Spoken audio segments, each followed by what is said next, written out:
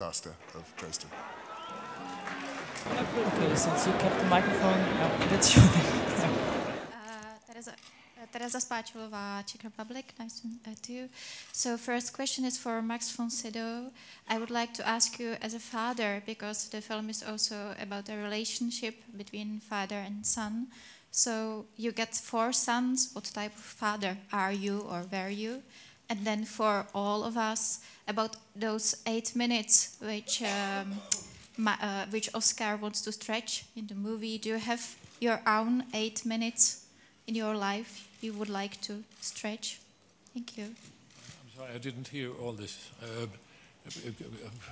Can you please I didn't really hear what you were saying. It was about you as a father, because you got 4 sons, and here you are grandfather, and you get a grandson. So I'd like to ask, what type of father are you or were you?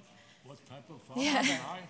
Like the idol of children, or policeman? I think I've been the type of father who tries desperately but doesn't succeed all the time, but who wants to be perfect. But it's very difficult to be perfect, being an actor, being away all the time. So, but thank God my sons have not complained too much. So I'm sorry, was that the correct answer to your question? Yeah. The next question, yes. Yes, I have a question for Max von Sydow from Lund, from Skåne in Sweden. I'm Jan Lumholt. I write for Svenska Dagbladet in Stockholm. I think we gave you your first acting award almost 60 years ago in 1955. And one generation later, my predecessor, Elisabeth Sörensson, wrote a conversation autobiography book together with you called The Flea Circus Director. Unfortunately, one generation later, I'm standing here and I was not able to meet you, as were very few of my countrymen from Sweden, and talk to you. But I wish to convey that, except for the hospital authorities in Sweden, we love you dearly. All of us. We miss you. We would love to hear you work in Swedish again. I have greetings from Denmark, from a young man who you once helped out, Nils Arden Oplev, who now directed Millennium. I have greetings from Jan Troell and from Liv Ullmann in Sweden and Norway. There is great love. We are bursting with pride because of your Oscar nomination. And so my request is a little greeting to Sweden, and also please share any future plans to work in Scandinavian again, because we want to hear your voice as it was meant to be heard. Thank you. Well, thank you very much. Thank you. I shall think about this for the future. I'm not very busy. I'm lazy these days, but thank you very much. I love Sweden. It's a great country, and but I'm an immigrant. I'm a professional immigrant. I've been immigrating I don't know how many times in films and in reality, but Sweden has such a great part of my heart, and it was a wonderful school. The Swedish municipal theatre system is, or was when I was young, a perfect university for young actors. It was extraordinary because it kept us busy all the time, and with different assignments all the time. I mean, tragedies, comedies, whatever, modern classics, and you cannot learn acting without doing it. And the municipal theatres in Sweden, they keep us active, they keep us doing things, and it keeps us develop. And long live the Swedish municipal theatres. It's a wonderful, wonderful system. So when are we seeing you? Well, I haven't been offered anything to do at municipal theatres for a long, long time. So but I cannot answer that question. Thank you. Thank you. Let's go back to the movie. Yes. With the next question.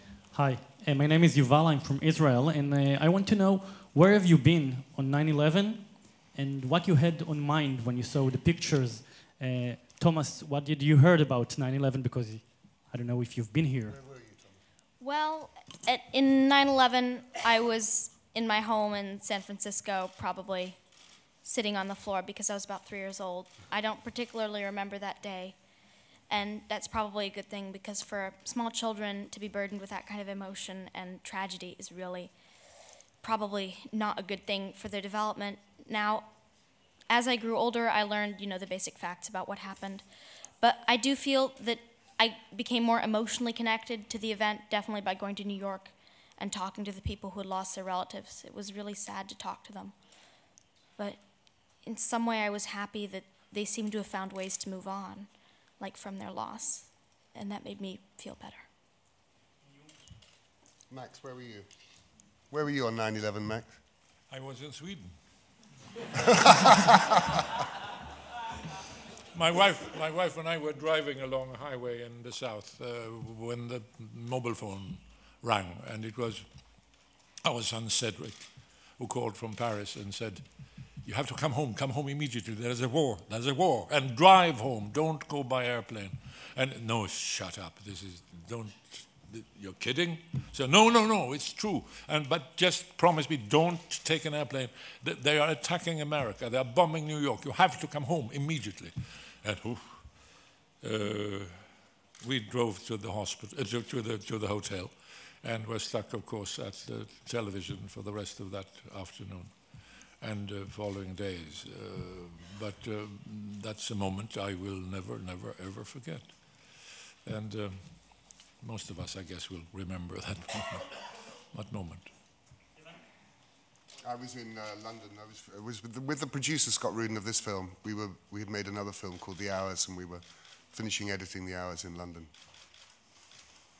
Thank you. On the left, please. Yeah. Hi, I come from Mexico, and I would like to know how was the selection for the main role, because this young man doesn't look to be acting. He looks he's playing himself. And how was the selection? And for Thomas, I would like to hear, how old are you? When is your birthday? And how is this changing your life, family? How are you managing all this success, all this, all the people are telling you all the time you're extraordinary, because you are, huh?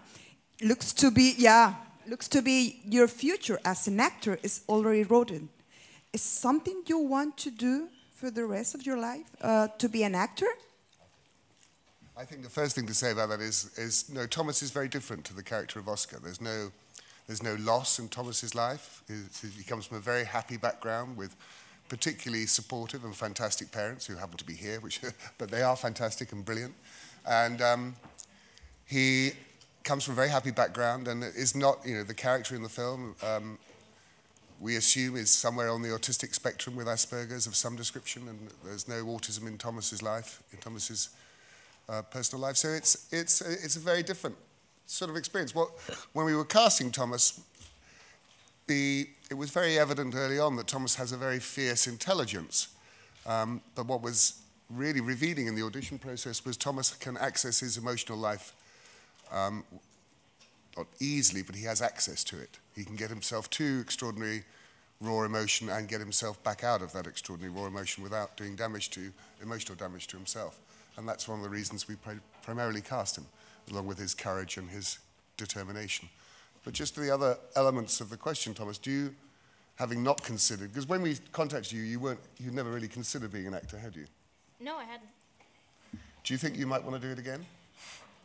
It is definitely under consideration. Thank you for clearing that up, Stephen. Thank you. There's a question on the right, please.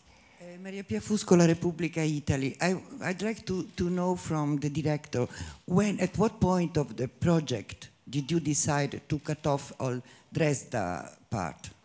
Well, quite early on. We had to make, in the screenplay, we had to make quite an early choice of what point of view the film would be. And we decided to tell the story from Oscar's point of view, which in the book, there's much more backstory about the grandmother and the grandfather, and it was very much from their point of view about their relationship and what had happened to them. So it was really early on in the screenwriting process, we focused it down onto Oscar, and then I have to say, with Jonathan Safran Foer's blessing, changed the role of the grandfather, the renter, to being not the Mr. Black who lived upstairs, for those of you who know the novel, but actually being the grandfather that Oscar would go out in the city with on his journey. Thank you. The second, yeah. Rutkovsky, Ukraine, 2 millennia weekly. Not very short, 2 questions, but 4 very short answers. My questions I address to the young actor, brilliant role, and to director. The first question is, do you know that great tragedy your film is devoted to became a pretext for another great tragedy? I mean, 1,000 and 1,000 Iraqi fathers who were killed in revenge to this tragedy. And the second question, do you consider that the second tragedy was as well with a lot of films to investigate, as your hero do in your film, the reasons of this, all of these tragedies and this connection? Thank you very much for true answer. Thank you. I think that it sort of amazes me, really, that more films aren't made about 9/11. My personal opinion is there are millions of stories that should be told, thousands of stories. And I don't just mean the stories in New York, I mean stories from around the world about not just what happened, why it happened, or who it happened to, but the consequences of what happened and how those consequences still reverberate in all our lives. So this particular story is focused on one family and the consequences for that one family. But do I think there should be films made about the consequences of what happened in Iraq or what continues to happen in Afghanistan? Yes, I do think that is true.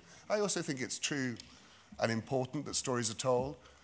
I think it's important that 9/11 is taught in the national curriculum, which it's not in the United States. So school children growing up in the United States are not taught what happened, why it happened, who it happened to, or indeed the consequences of what happened. So in that sense, it should be taught for all the obvious reasons. And perhaps of all the issues regarding 9/11 and the stories that are being told, perhaps the education of what happened and why it happened is, for me, the most important. Thomas. Well, I agree wholeheartedly with the director. I think that people should probably be more willing to talk about 9/11 because it has been a very recent, very important development in the history of the world, and especially so the United States. And I agree other stories about the consequences of 9/11 and any even more recent developments should also be told, and there are definitely other people who I'm sure are working at doing that. Thank you. We have time for one more last and hopefully short question on the right. Yeah. Wolfgang Pope, Austrian Broadcasting Station. Question to Stephen Daldry. Did you feel any moral pressure because it's about a real event? It's a narration going around a real event. Is it something special? Is it something different to doing just a narration without any real background? I suppose dealing with 9/11, there's lots of issues around 9/11 that we were very aware of. And I suppose that's also because of the reaction and the response to Jonathan's book. We were very aware that chances are there would be a certain amount of controversy about what we would or wouldn't show. We try to keep a number of family groups very close to us in the preparation for the film, and perhaps more importantly in the finishing of the film, to have a conversation about what we felt was appropriate or not appropriate, or truthful or not truthful. And then we made our decisions based on those discussions and those screenings we did in post-production. With, again, the honest awareness that some people would still find it was too soon, too much, or too little. But in the end, you have to trust your own instincts about what you think is appropriate. Thank you very much. So thank you all for your questions and for your interest, and thank you for the movie and for being here.